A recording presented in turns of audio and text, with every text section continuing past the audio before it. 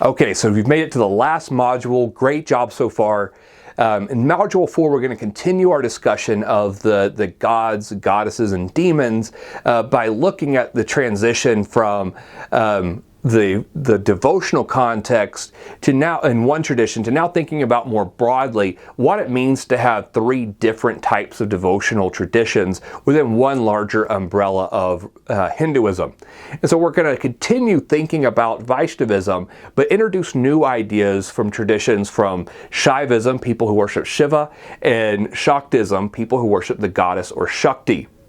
So what we'll be paying attention here is how some of the stories are told over and over again, but with different elements that actually give us insight into how that group is building a theological hierarchy, how they're arguing that their God is the highest. So this will also help us to reflect more on what David Chittister talked about, with the fact that religion is always building, negotiating what it means to be human by building these large hierarchies. And so we'll have to pay very close attention to the wording of these myths to really be able to tease out who they're saying is the most important deity and why.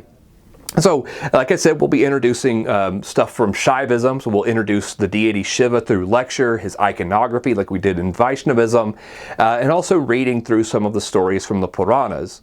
After we've taken the initial practice quizzes, then we're going to move into bhakti poetry, again like we had in the previous module with the Gita Govinda, but now looking at the Devatam and how people express their devotion to Shiva.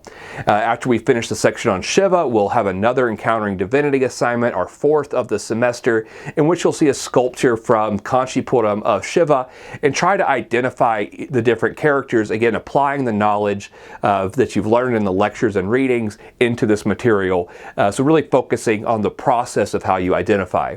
So once you've finished that fourth Encountering Divinity assignment, then we'll read more about the goddess. We'll have lectures to explain that more deeply, and of course our practice quizzes. And then ultimately we'll read the devotional poetry and have a practice quiz followed up by Encountering Divinity assignment number 5, in which you'll see a short dramatic performance of a goddess myth, and you'll use the same process of applying your knowledge to be able to identify that.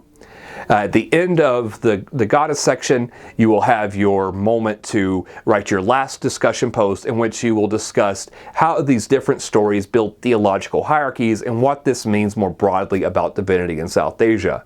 So once you finish that last discussion post, you'll notice now we're transitioning to the final portions of the class, in which you have a final paper due, which is a accumulation of your 3 different discussion posts into one longer post, taking into consideration your peer evaluations that you've received and the grading feedback that you've received from me in your grade book, to revise the posts and make them better. But you also need to revise them to make them into one coherent paper that addresses the larger question of what is divinity, following the guidelines on the assignment on D2L. Additionally, you'll have your last quiz, which is non-cumulative. It just covers modules 3 and 4. That's the same format as your first exam.